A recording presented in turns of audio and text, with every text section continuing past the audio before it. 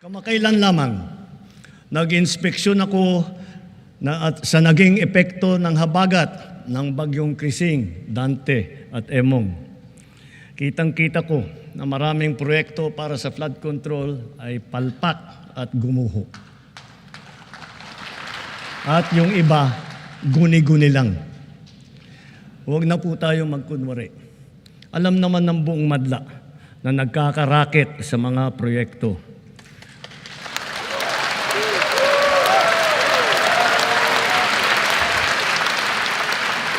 Mga kickback, mga initiative, errata, SOP, for the boys.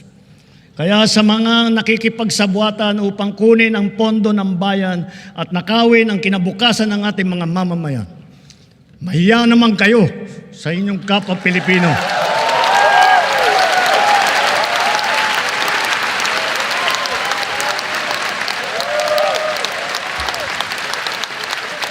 Mahiya naman kayo sa mga kabahayan nating naanod o nalubog sa mga pagbaha. Mahiya naman kayo, lalo sa mga anak natin na magmamana sa mga utang na ginawa ninyo nang binulsan nyo lang ang pera.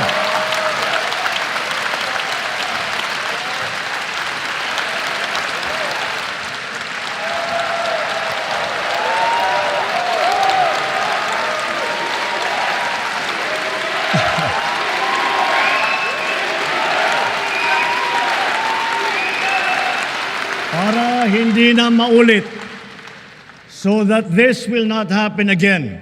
First, the DPWH will immediately submit to me a list of all flood control projects from every region that were started or completed in the last 3 years. Second, the Regional Project Monitoring Committee shall examine that list of projects and give a report on those that have been failures, those that were not finished, and those that are alleged to be ghost projects.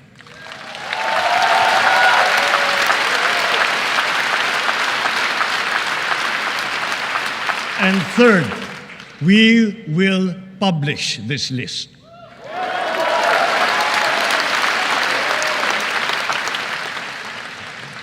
Isa sa publiko natin ang listahang ito.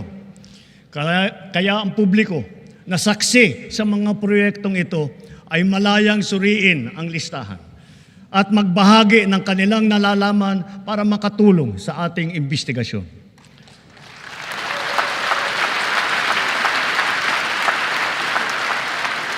At the same time, there will be an audit and performance review regarding these projects to check, to make sure, and to know how your money was spent.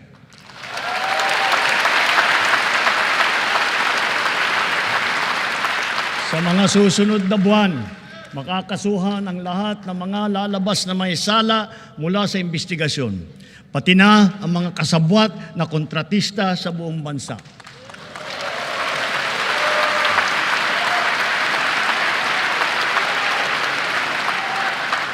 Kailangan malaman ng taong bayan ang buong katotohanan. Kailangang may managot sa naging matinding pinsala at katiwalian.